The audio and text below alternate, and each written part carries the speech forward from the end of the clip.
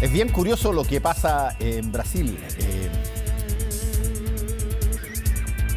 Todavía no, el presidente Bolsonaro no ha dado declaraciones ni ha hecho entrevistas sobre lo que significó perder ante Lula, pero ha habido un creciente murmullo de varios otros estamentos que son cercanos al gobierno brasilero, que han empezado de alguna manera a dejar sugerencias de que aquí puede haber habido alguna cosa rara y que todavía las cosas podrían revisarse o buscarse de una manera distinta. Y eso lo vamos a conversar con Raúl Sor. ¿Cómo estás, Raúl? Hola, Fernando.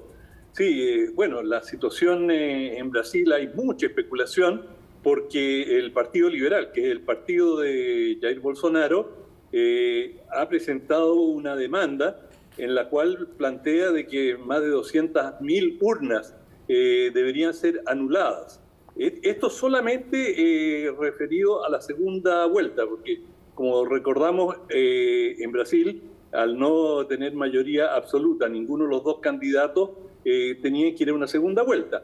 Bueno, en la primera vuelta le fue muy bien específicamente a los partidos próximos, a los candidatos que tenían alguna simpatía con Bolsonaro. Tuvo muy buenos resultados con gobernadores y en las cámaras tuvo una buena votación y han quedado con una mayoría confortable. Por lo tanto, no hay ninguna denuncia, no hay ninguna inquietud de que con el mismo sistema, con las mismas máquinas, haya habido un fraude en la primera vuelta. Sin embargo, en la segunda, como sabemos, por un margen bastante estrecho, Lula le ganó con un 51 y tanto por ciento a 49 a Jair Bolsonaro, es decir, muy estrecho, y ahora se esperaba que después de las elecciones se manifestara sobre este tema el propio Bolsonaro, pero guardó silencio y ha estado prácticamente, como tú lo señalaste, muy quitado de bulla, muy silencioso desde entonces, pero ahora su partido, el Partido Liberal, ha presentado una denuncia y exige que se vuelvan a contar o se anulen prácticamente el equivalente a 68% de la votación. Es decir, para todos los efectos prácticos, sería una nueva votación exclusivamente para dirimir quién es el presidente. Bueno, la justicia, el Tribunal Superior Electoral, rechazó esto de plano y, digamos, no solamente lo rechazó, sino que le puso una enorme multa al Partido Liberal, acusándolo de desestabilizar, de cuestionar sin fundamento resultados electorales y que con esto estaban prácticamente teniendo una actitud subversiva, porque, claro, poner en duda una elección sin fundamento, es decir, sin tener antecedentes a la vista, es algo extremadamente grave. Y la cosa se viene complicando aún más porque Bolsonaro, que no se ha pronunciado sobre ese tema específicamente, pero sí ha tenido una reunión con los comandantes en jefe de las Fuerzas Armadas. Y eso, aunque las Fuerzas Armadas no se han pronunciado sobre este tema, sí ellos actuaron en el monitoreo de las elecciones como Fuerzas Armadas y no se pronunciaron sobre el resultado, no lo cuestionaron, pero en estas circunstancias, el 1 de enero debería asumir Lula la presidencia.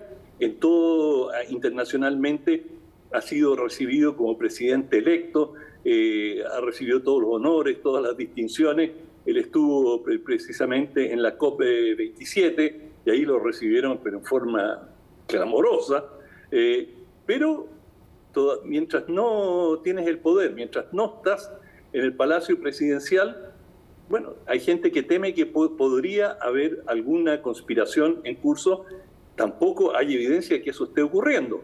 Pero tú recuerdas que lo conversamos antes de las elecciones, había mucho nerviosismo en Brasil, sí, y sigue habiendo. Oye, Raúl, te quería hacer una pregunta. El tribunal que le impuso esta multa al Partido Liberal es un tribunal que yo entiendo está compuesto por personas transversalmente en términos políticos, que incluso tiene a muchos que fueron nombrados por el propio Bolsonaro, ¿no? Sí, pero las relaciones entre el Poder Judicial y el gobierno de Bolsonaro han sido malas, y específicamente con el Tribunal Supremo han habido bastantes fricciones, de manera que, y en su campaña Bolsonaro insinuó que iba a reformar el sistema judicial, lo cual en cualquier lugar del mundo, cuando tú insinúas que vas o tienes la intención de alterar al Poder Judicial, surgen todo tipo de sospechas que es el fin del sistema de justicia como lo has conocido, y que esto se va a prestar para abuso, aunque esto todavía ha estado en el plano de la especulación.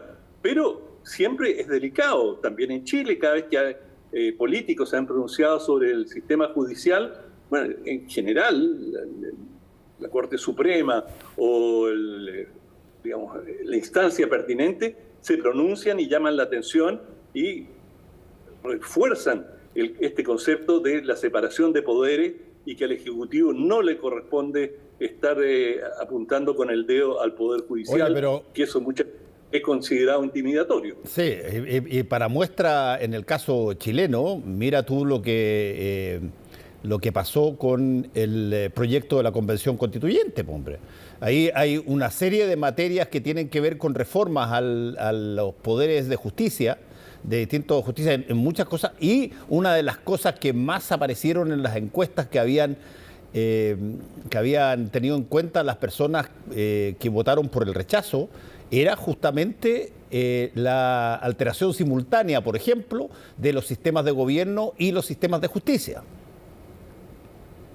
Claro, porque, bueno, y está bien que sea así, que haya suspicacia, porque la separación de poderes, de los tres poderes del Estado, es absolutamente fundamental para el sistema democrático. Y si el Ejecutivo tiene una preeminencia y puede intervenir en el Poder Judicial, hasta cierto punto pone en cuestión, y a veces no hasta cierto punto, sino que completamente, el valor de la justicia. Es decir, una justicia que está amañada por el poder político, por el Ejecutivo, no tiene ningún valor. O sea, y eso ya por sí solo te acerca bastante a constituirte en una dictadura. Bueno, ¿qué es lo que sigue en el caso brasilero? ¿Cuándo se dan las fechas para que eventualmente se produzca este traspaso de mando? Que me imagino, esto tiene una cara, una reminiscencia de alguna forma a lo que fueron esos momentos también bien tensos después de la elección estadounidense, cuando Donald Trump no decía que básicamente no iba a entregar el poder, pero parecía con una resistencia bastante grande y pidiendo también recuentos y señalando que hubo fraude. Sí, igual que en Estados Unidos, con la famosa manifestación en el Capitolio, en Brasil, hace unos días, 10 días, hubo una gran manifestación exigiendo o solicitando que los militares se pronunciaran y básicamente pidiéndoles que dieran un golpe de Estado por parte de seguidores de Bolsonaro. De manera que y se ha hecho un paralelo, como tú acabas de hacerlo, muy grande entre Trump y Bolsonaro. Tienen ideologías similares y algunos procederes que recuerdan a uno y al otro. Bueno, la pregunta para que la gente que nos estaba viendo y escuchando sepa cuándo se dan los momentos clavos, cuándo se cambia el gobierno, Raúl, para saber cuánto tiempo tiene Bolsonaro para hacer todo este tipo de cosas, digamos. Bueno, le quedan más de un mes. Lula debería asumir el 1 de enero. El 1 de enero.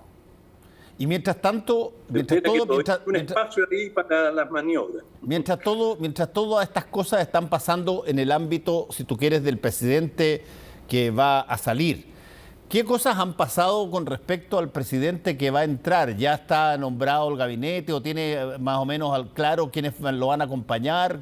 ¿Alguna cosa así o no? Sí, es bastante claro y el programa de Lula es bastante definido.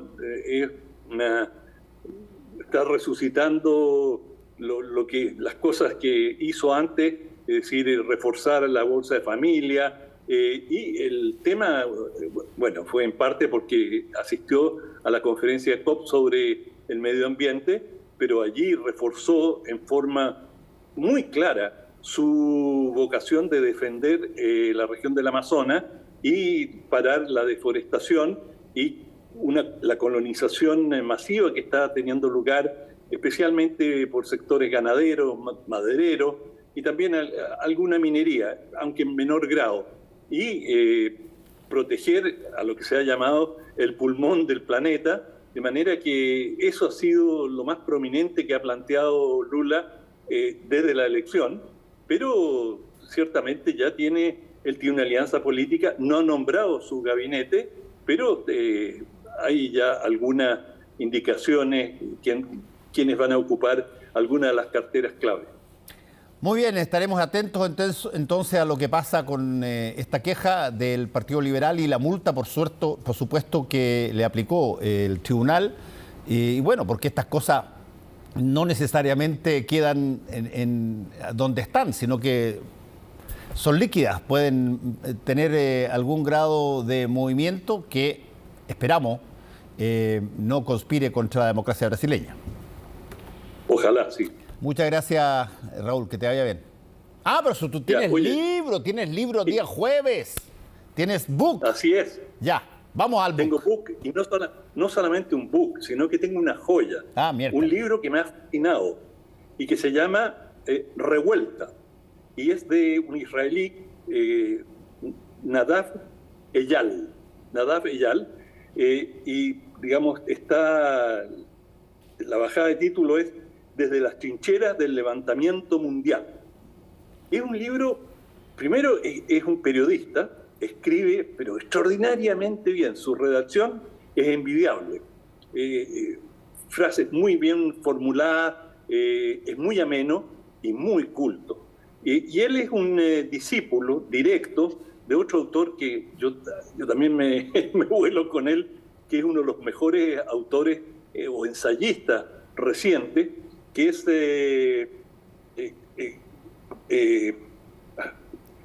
Yuval Noah Harari. Sí, pues. Yuval Harari, que ha escrito varios libros, Sapiens, Homo Deus y 21 lecciones para el siglo XXI. Bueno, estos 3 libros yo los encuentro realmente extraordinarios en el sentido que son muy estimulantes. Y lo mismo ocurre con este. Este es menos antropológico que Harari. Harari tiene un enfoque más histórico-antropológico. Este es directamente un libro mucho más político y su análisis. En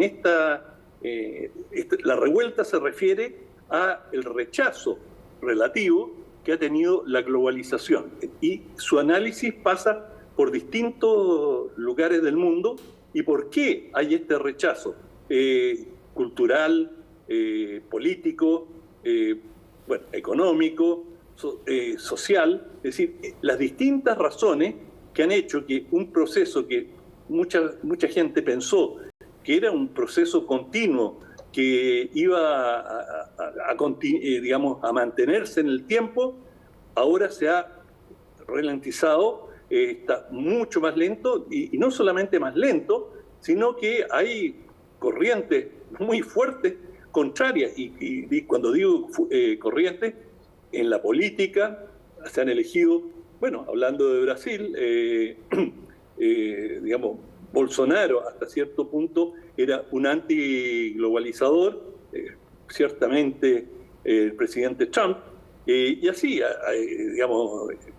también en India, en general, todos los países que son importadores versus los exportadores, es decir, los grandes exportadores, que son aquellos países que no tanto las materias primas, sino que tienen las grandes industrias que se han ido haciendo muy centrales en el comercio mundial. Bueno, y esas grandes empresas, estas grandes multinacionales, han ido no solamente monopolizando, ¿cierto?, la comercialización de ciertos productos, sino que tienen una posición dominante en la compra de materias primas, y hay muchos que, digamos, entre los antiglobalizadores, que dicen, aquí estamos llegando a una suerte de tiranía, por así decirlo, de estas grandes empresas que le imponen a los gobiernos, y muchas de estas empresas tienen, digamos, sus capitales son mucho más voluminosos que el Producto Interno Bruto de una cantidad enorme de países. Es decir, si tú haces un ranking, la Coca-Cola, por poner una empresa, podría ser cualquiera, Amazon, pero superan en mucho a prácticamente 2/3 de los estados del mundo en cuanto a los volúmenes de capital que mueven, y son una fuente de empleo tremenda. Ayer hablábamos de Foxconn en China, y bueno, Foxconn, esta empresa que trabaja para Apple y produce buena parte de los computadores y teléfonos de Apple, bueno, emplea 1 millón de personas en China, 1 millón de personas. Imagínate la influencia que puede tener una empresa así, y los capitales que mueve para tener esa, digamos, todo lo que es Apple, que es absolutamente descomunal. Por lo tanto, y este libro entra en todos estos temas en gran profundidad, con muy buenos antecedentes. O sea, todos los ejemplos que él da son muy relevantes, y bueno, va recorriendo las distintas facetas, como te decía, cultural, económica, social, del impacto que está teniendo la globalización. No te voy a decir que he leído tanto sobre la globalización, pero sí he leído por lo menos una decena de libros, y este probablemente es el mejor, y está excelentemente bien escrito, muy, muy ameno. Por lo tanto, lo recomiendo sin ninguna reserva, salvo que naturalmente no adscribo a todas las ideas que están allí. Tengo algunas observaciones, pero para no prejuiciar a nadie, cada uno puede formarse su opinión, pero nadie va a quedar desilusionado con este libro. No podrá, a lo mejor no va a estar totalmente de acuerdo, en mi caso, pero que le va a aportar, a mí me aportó enormemente. Revuelta, entonces. Muchas gracias, Raúl, y nos encontramos en la próxima semana. Que te vaya bien. Eso, chao, viejo. Hacemos una pausa.